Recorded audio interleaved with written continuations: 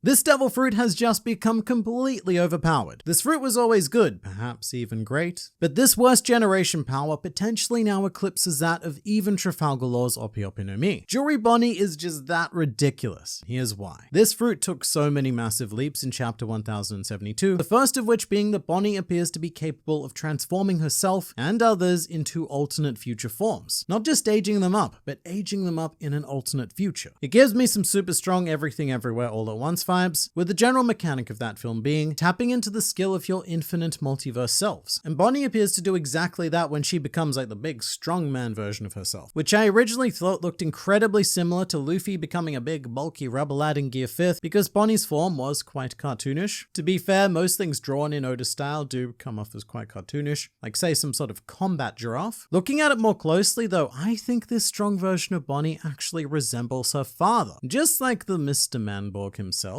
Bonnie becomes exceptionally top-heavy and legless. Not in the drunk way, but in the complete and utter lack of legs way, which I actually think is really sweet. The idea that if Bonnie needs strength, what she immediately does is think of her father. Although given that Bonnie is still thought to contain the DNA of Kuma, it's a perfectly reasonable future for her to turn out with his proportions. Perhaps if she underwent the Bartholomew Kuma training regime, her genes would have just naturally curved out to these extreme points. It's such a cool power though, and pun intended, we have barely begun to see its full potential. It's a pun because Kuma means bear. The idea that no matter what kind of situation you get into, you can tap into a skill from a future you. In this case, that was strength, but if Bonnie needed to outrun someone, then why not just distort yourself into the future you where you've become an Olympic sprinter? Or if you need something more technical, could Bonnie access the potential future where she becomes a CP0 agent and is taught the Rokushiki techniques? And this is probably getting a bit not accurate, but could she access a future where she's even eaten a different devil fruit and kind of dual wield powers briefly? That last one, probably not, because it goes against the established and enforceable laws of fruit, unless you're Blackbeard, but the potential here is limitless. I do wonder exactly how much control Bonnie has over these distorted futures, as in can she tap directly into the form she needs, or is it more of a roulette system, where Bonnie is never quite sure what kind of body she's gonna land on, sort of like Chopper when he doesn't have total control of the Rumble Ball transformations. There is a bigger question though, which is that is Bonnie actually accessing alternate futures? Or is this just Bonnie using her imagination to conjure all sorts of wacky ideas? And because it's very late stage One Piece, I don't think we can actually count out the latter. I mean, what's more ridiculous? The power to transform others and your you into whatever your imagination can conjure, or the power to transform yourself based on the limitless multiverse? Because at the very least, we've seen an example of the former with Luffy. Speaking of Luffy though, this Bonnie revelation confirms that we did indeed see the Dark Timeline Luffy back in the chapter number, whichever one it was, where Luffy became the old man. So I guess that's a point in favor of the One Piece multiverse theory. All I know is I desperately need to see some other alternate future Bonnies. And I really hope that Oda doesn't pull a Boa Hancock here, by which I mean give a gorgeous woman a ridiculously powerful devil fruit and then just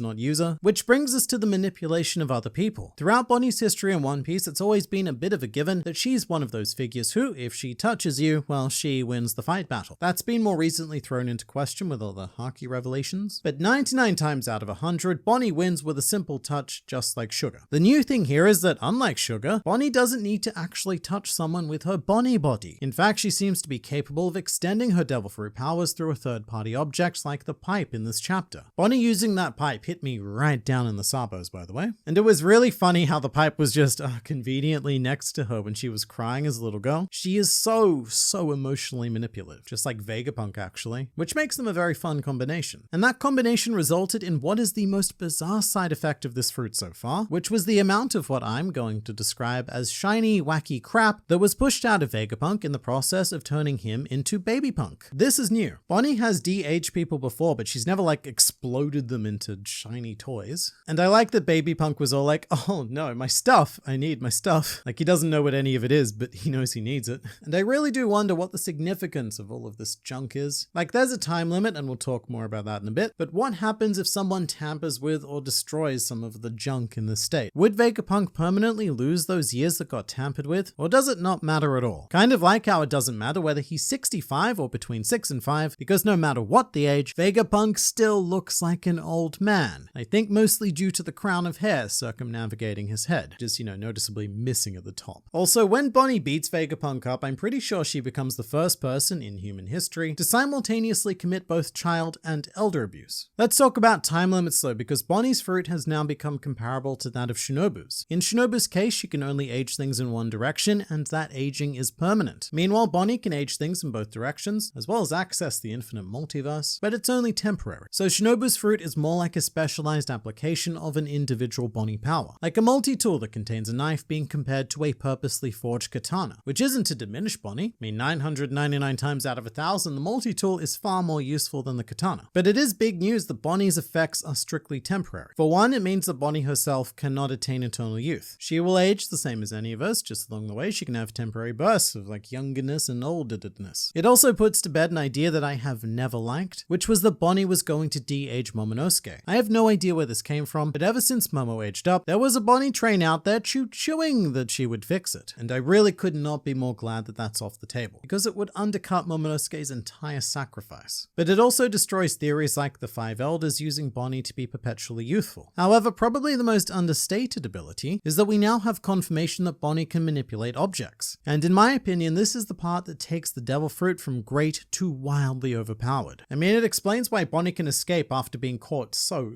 many times, because unless it's Sea Stone, Bonnie will just age and crumble away any object trying to contain her. It's very crocodile-esque, of course, and Shinobu again also displayed a similar power, but both of them could only travel in one direction, which is the bad direction, which crumbles the objects into a state of non-existence. And the really exciting question is, can Bonnie do the opposite? If she can age objects up to breaking point, then can she also de-age and put them back together? For a non-canon example, in One Piece Stampede, Luffy destroyed the log post to Laugh Tail. So theoretically, because Bonnie was in that film, could she have just come along after the credits, reform that pose, and go on to become the pirate king of that alternate universe? If JoJo Part 4 has taught me anything, it's that reforming objects is far more exciting and far more tactical than simply destroying them. For a more relevant example, let's take the potential destruction of Daddy Kuma. He's very much on the path of erasure right now. So if Bonnie rocked up, found his nuts bolts and his other nuts, could she reform her father? It's a bigger question than that, because what does this Kuma even count as? Is he an object or a living thing? It's important because Bonnie specifically states that the temporary effect only applies to the living. So object time manipulation may be permanent. And perhaps we could even see situations like reverting some sort of giant robot warrior back to a fighting fit state and use it to take some sort of revenge for some sort of father currently climbing some sort of big red wall, or complete said father's mission. I think it's getting less and less likely that Kuma is on his way to Egghead, and it seems his mission is on top of the red line. And unfortunately, it also seems like this mission is going to end in some kind of explosion of him.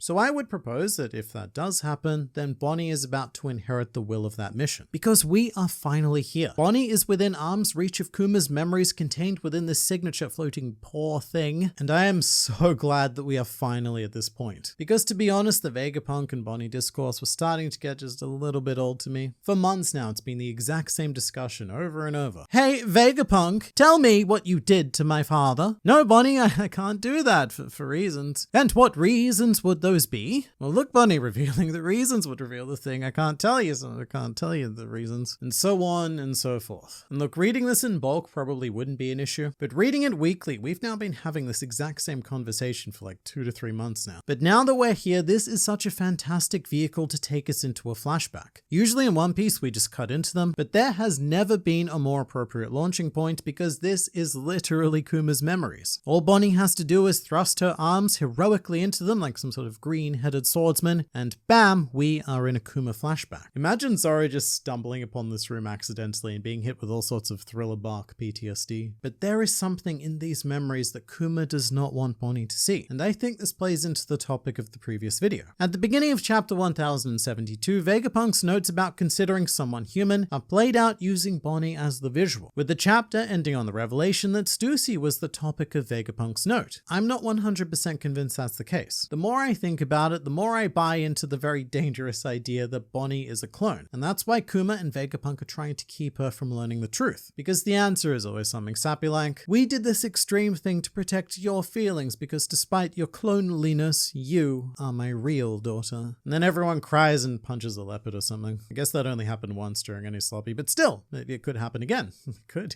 Lucci's here. If he doesn't get sucked off by Stussy, that is. But imagine the trauma of finding out that not only are you not the original you, but the original you actually died. died. It's not exactly an easy set of ideas to take in, especially since you could potentially, by touching these memories, end up watching your original self's death. But that could just be a crackpot theory. I don't know. What I do know is that even without his hat, apparently Kuma still has his bear ears. So it's confirmed that those are not at all just decorative, and maybe Kuma is part mink. That or the ears are a side effect of his devil fruit. I've said this in another video, but I imagine that the person who made this fruit wanted nothing to do with the whole making intangible things tangible, and instead all they wanted to do was be cute and bouncy. And therefore the teeny tiny bear ears were added in addition to the plush bouncy paws. And you know what? Maybe this is also technically a Zoan fruit. I mean, why not? Everyone's either a Zoan fruit or a clone these days. But during this section, Kuma and Vegapunk also have an interesting discussion about the soul and its existence. One that I think in-world might be rendered a bit pointless by the fact that several soul manipulation powers exist, which would definitely be known to both of them by this point. I love seeing Kuma with some kind of emotion on his face though. I'm so used to the cyborg Kuma that it's almost like looking at fan art. Also, Vegapunk mentions this soul hypothesis came from a scienceman in West Blue, which I think could very well be Dr. Hogback. He wasn't a scientist per se, but he was a world-renowned physician who dealt with a lot, and I mean a lot, of death. In fact, general corpsiness ended up becoming his area of specialty, and he is from West Blue. His age lines up pretty well. He's 47 years old, so like 9 years younger than the average Mads member. I mean, it might not be him, but he's the only person of any scientific prominence from West Blue. And I just think it would be a cool connection. Back to Bonnie though, I think we're in for a real kick in the tea bags with this flashback. I am both excited and bracing myself for tragedy. But this is a story that we've been waiting about 2 decades to play out, so bring it on.